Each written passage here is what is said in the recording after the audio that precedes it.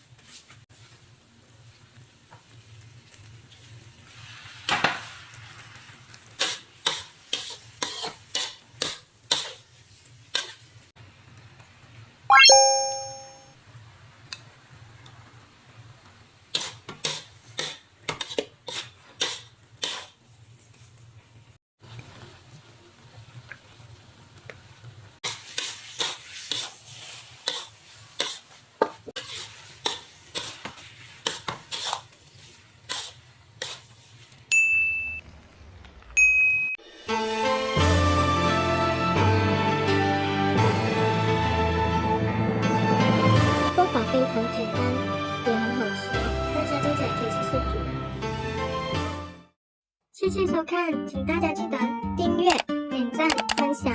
Thanks for watching. Don't forget to subscribe our channel, like and share.